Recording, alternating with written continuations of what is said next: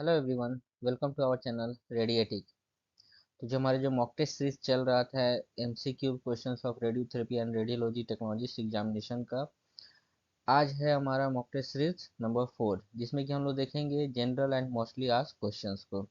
सो बिना किसी देरी के स्टार्ट करते हैं। Question number 1, film to focus distance FFT for routine radiography is.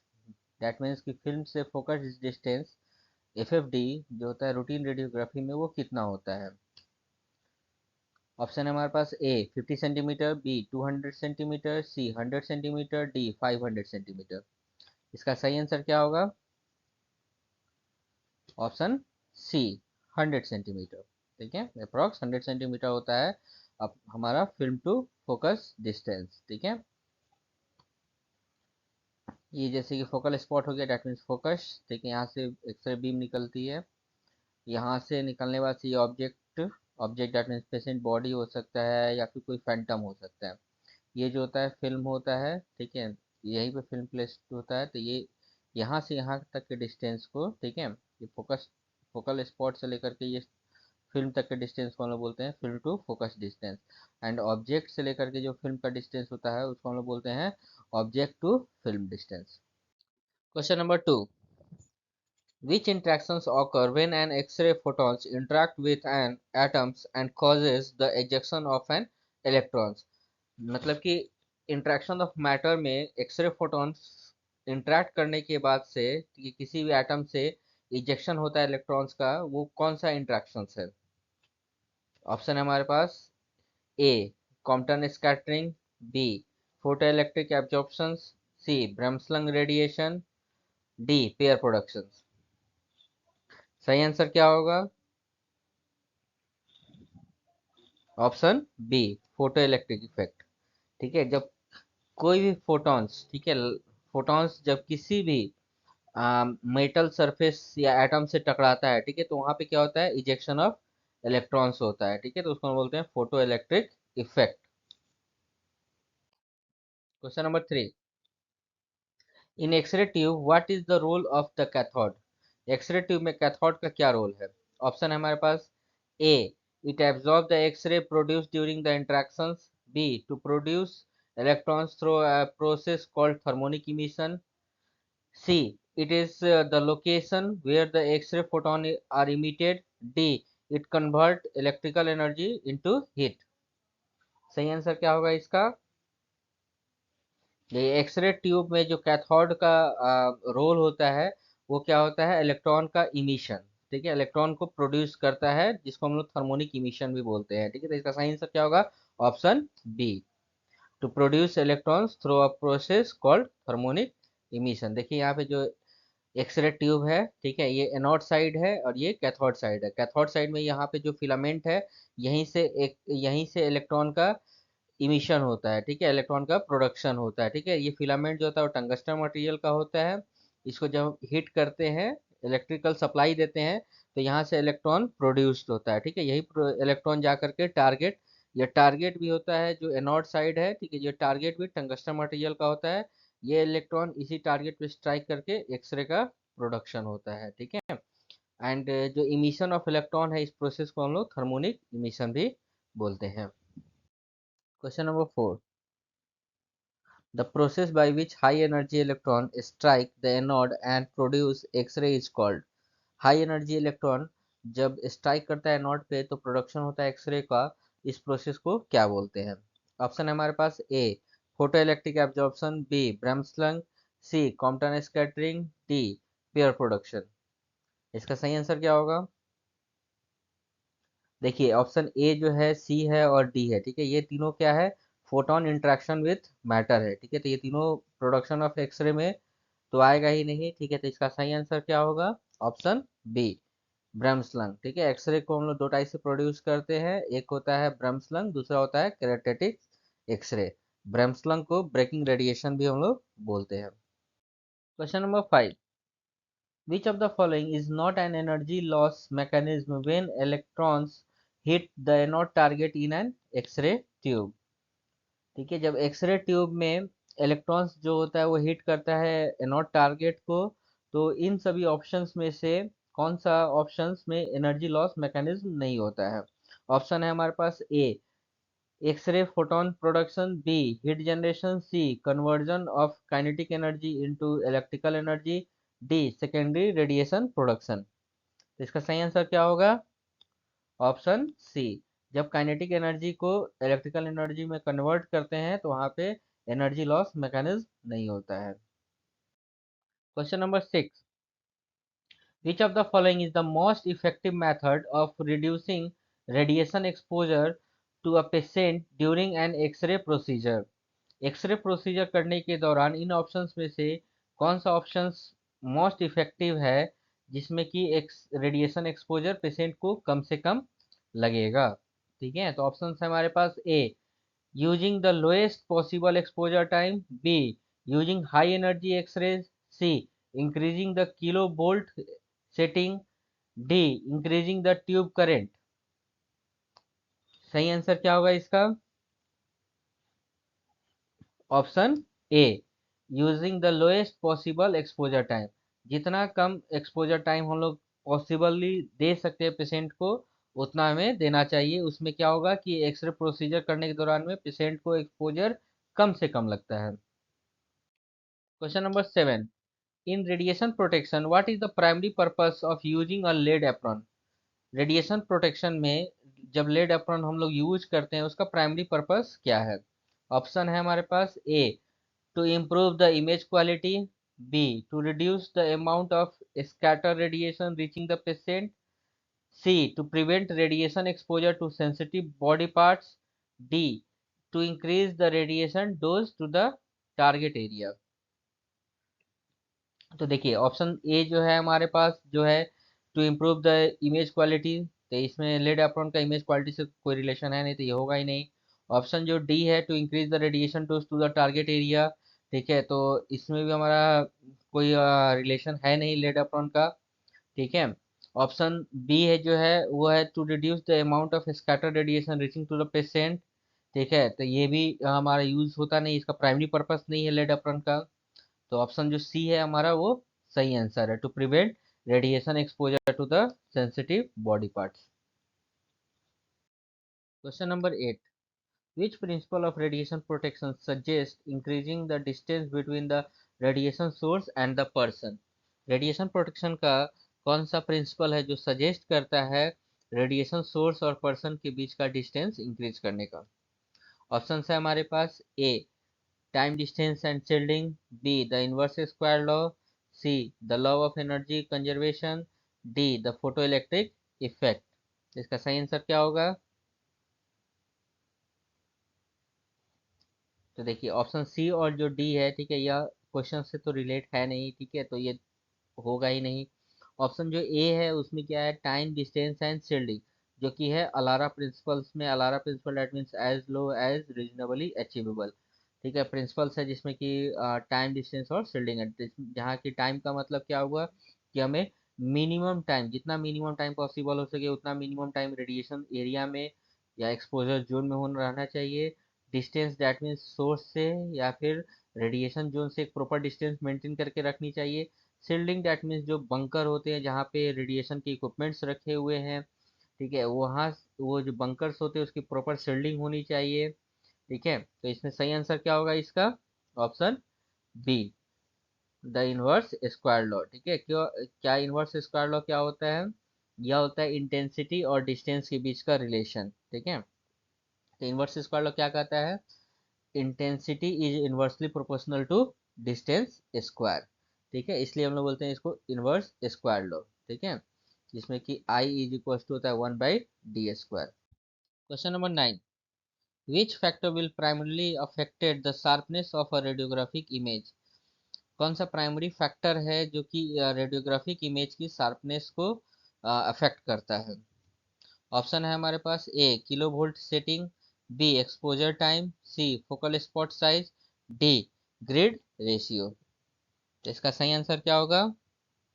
Option C focal spot size. ठीक है, फोकल स्पॉट साइज का मतलब क्या होगा, जो फोकल स्पॉट होता है जहाँ टारगेट एरिया होता है वहाँ पे तो यह जितना छोटा होता है, फोकल स्पॉट की साइज जितनी छोटी होगी उतना शार्प इमेज मिलेगा। ठीक है, तो यह प्राइमरली इफेक्ट अफेक्ट करता है शार्पनेस ऑफ रेडियोग्राफिक इमेज को।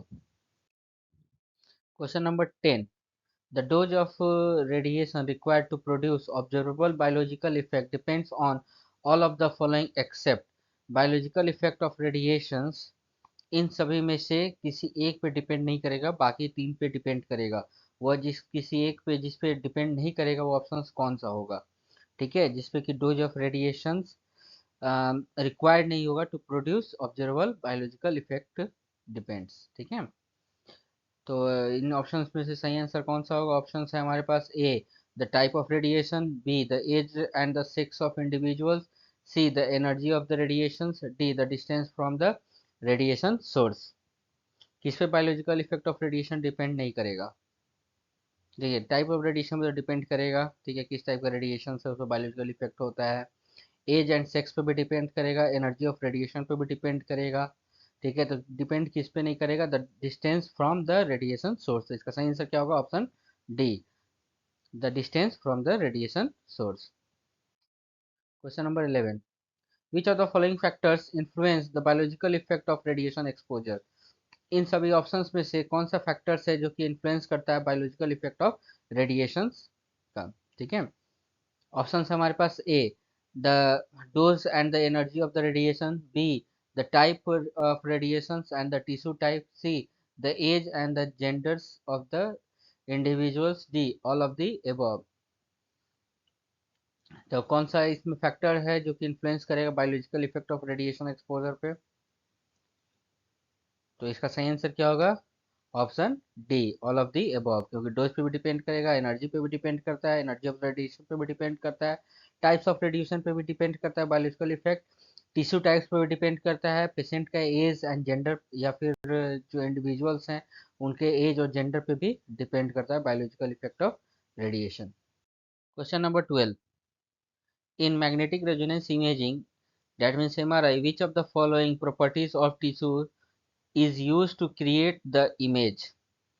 इमेज क्रिएट करने के लिए एमआरआई में इन सभी में से कौन सी टिश्यू की प्रॉपर्टी होनी चाहिए? ऑप्शन है हमारे पास A density of the tissue, B the ability of tissue to reflect sound wave, C the tissues magnetic property and water content, D the atomic number of the tissues. तो इसका सही answer क्या होगा? Option C, the tissues magnetic properties and water content. Question number 13, which is the major advantage of MRI over CT for soft tissue imaging। Soft tissue imaging के लिए MRI का क्या advantage है over the CT? MRI that means magnetic resonance imaging, CT that means computed tomography. Option है हमारे पास ए MRI has no ionizing radiations and provide better soft tissue contrast, b MRI uses lower radiation doses than CT. C. MRI is faster and more cost effective than CT. D. MRI provide clear image of bone structure। तो इसका सही answer क्या होगा? Option A MRI has no ionizing radiations and provide better soft tissues contrast। MRI जो होता है वो non ionising radiations होता है, वहीं CT जो होता है उसमें आयोनाइजिंग रेडिएशंस यूज होते हैं जो कि एक्सरेज होता है। ठीक है, और MRI जो होता है वो नॉन आयोनाइजिंग रेडिएशन होने के साथ साथ सॉफ्ट टिश्यूज के लिए बेटर कॉन्ट्रास्ट होता है उसमें। Question number 14, which of the following type of radiations are most commonly used in diagnostic radiology। Diagnostic radiology में किस टाइप का रेडिएशन ज़्यादातर यूज किया जाता है? ऑप्शन है हमारे पास A alpha radiation, B beta radiation, C x rays and gamma rays, D neutron radiation. तो इसका सही आंसर क्या होगा? Option C, x rays and gamma rays. देखिए, एक्स रेज जो होता है वो तो मोस्ट कॉमनली यूज होता है, गामा रेज जो होता है पेट स्कैन ये सब में हम लोग यूज करते हैं, इसलिए ऑप्शंस में X rays and gamma rays है। ठीक है, तो हम लोग ऑप्शन सी पे क्लिक करेंगे। ठीक है, लेकिन अगर सिर्फ और सिर्फ ऑप्शंस में एक्स रेज होता, ठीक है, तो हम लोग ऑप्शन सी एक्स रेज को ही क्लिक करते हैं। ठीक है, क्योंकि एक्स रेज जो होता है वो मोस्ट कॉमनली यूज होता है डायग्नोस्टिक रेडियोलॉजी में, जिसमें कि सीटी में होता है, एक्सरे इमेजिंग होती है, ठीक है, वहाँ पे हम लोग मोस्टली एक्सरे यूज करते हैं डायग्नोस्टिक में। गामा रेज जो होता है उसका हम लोग यूज पेट स्कैन ये सब में करते हैं। पेट मतलब कि पोजिट्रॉन इमिशन टोमोग्राफी, जिसमें कि हम लोग फंक्शंस ऑफ टिश्यूज भी देखते हैं पोजीशन के साथ साथ। Question number 15, in radiotherapy which type of radiation is most commonly used to treat cancer? Radiotherapy में किस टाइप का रेडिएशन ज़्यादातर यूज करते हैं हम लोग कैंसर ट्रीट करने के लिए? ऑप्शन है हमारे पास, A alpha radiation, B beta radiation, C gamma और x rays, and D neutron radiation. तो इसका सही आंसर क्या होगा? ऑप्शन सी, एक्सरेज और गामा रेज। ठीक है, एक्सरेज जो होता है लिनैक ये सब में, जो लिनिया एक्सीलेटर होता है उसमें एक्सरेज होता है, गामा रेज होता है टेलीकोबाल्ट ब्रैकीथेरेपी ये सब में गामा रेज का इमिशन होता है। ठीक है, तो ये मोस्ट कॉमनली यूज होता है रेडियोथेरेपी में to treat cancers, X rays and gamma rays. Question number 16, which of the following biological effect of radiation is considered deterministic? ठीक है, इन सभी ऑप्शंस में से कौन सा ऑप्शंस जो है वो डिटर्मिनिस्टिक इफेक्ट ऑफ रेडिएशन है, बायोलॉजिकल इफेक्ट ऑफ रेडिएशंस का? ठीक है, तो बायोलॉजिकल इफेक्ट ऑफ रेडिएशन दो टाइप के होते हैं, stochastic and non stochastic. Non stochastic को हम लोग बोलते हैं डिटर्मिनिस्टिक इफेक्ट, जिसकी एक थ्रेशोल्ड होती है कि इतने थ्रेशोल्ड वैल्यू होने के बाद, ठीक है, वो बायोलॉजिकल इफेक्ट ऑफ रेडिएशन होगा बॉडी में। ठीक है, तो ऑप्शन है हमारे पास, A cancer, B leukemia, C cataract formation, D genetic mutations. तो सही आंसर क्या होगा? तो ऑप्शन सी कैटरेक्ट। ठीक है, कैटरेक्ट जिसमें कि मतलब कि इसकी एक थ्रेशोल्ड है, इतना डोज जाने के बाद वो कैटरेक्ट का फॉर्मेशन होने के चांसेस होते हैं। Question number 17, which emerging technology in radiology utilise artificial intelligence to assist in image interpretation and diagnosis? कौन सा टेक्नोलॉजी जो है इन ऑप्शंस में से जो इमर्ज हो रहा है रेडियोलॉजी में इन आर्टिफिशियल इंटेलिजेंस की तरह, जो कि असिस्ट करेगा इमेज इंटरप्रिटेशन एंड डायग्नोसिस में? ऑप्शन है हमारे पास, A nuclear medicine, B computed tomography यानी कि CT scanning, C radiomics and machine learning, D magnetic resonance imaging. तो इसका सही आंसर क्या होगा? Option C radiomic and machine learning. ठीक है, ये टेक्नोलॉजी है जो कि इमर्ज हो रहा है रेडियोलॉजी में, या इमर्ज हो चुका है रेडियोलॉजी में। आर्टिफिशियल इंटेलिजेंस की तरह इसको यूटिलाइज किया जा रहा है इमेज इंटरप्रिटेशन एंड डायग्नोसिस में। Question number 18, what is one of the main advantage of using positron emission tomography, that means PET combining with CT computer tomography, जो होता है पेट सीटी? मेन एडवांटेज क्या है पेट सीटी यूज करने का? कंबाइनिंग मतलब कि पेट और सीटी दोनों के एक साथ कंबाइन यूज करने का। तो ऑप्शन हमारे पास, A it provide both anatomical and functional information in single imaging session, B it uses lower radiation dose than conventional X-ray, C it only require a small amount of contrast agent, D it is faster than MRI। इसका सही answer क्या होगा? Option A, it provides both anatomical and functional information in single imaging sessions. ठीक है, यानी कि ये किसी भी टिश्यू, सॉफ्ट टिश्यूज या फिर कोई भी ऑर्गन्स जो होते हैं उसकी एनाटॉमिकल पोजीशंस के साथ साथ उसके फंक्शन दैट मीन फिजियोलॉजी के बारे में भी इंफॉर्मेशन देता है सिंगल इमेजिंग सेशन में। इसीलिए हम लोग कंबाइनिंग यूज करते हैं पेट सीटी। ठीक है, question number 19, in the context of future advancement in radiology, what is the primary focus of molecular imaging technique? molecular imaging technique में प्राइमरी फोकस क्या होगा कुछ फ्यूचर एडवांसमेंट होता है रेडियोलॉजी में? तो ऑप्शंस है हमारे पास, A to improve resolutions of traditional imaging modalities, B to detect changes at the cellular और molecular level for earlier diagnostic and treatment, C. To reduce radiation exposure in patients. D. To enhance the speed of the imaging process। तो future advancement क्या होगी radiology में?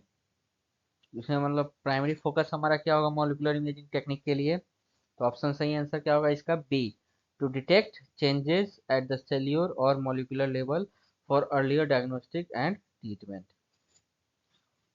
Question number 20, what is the key benefit of using personalized medicine in radiology?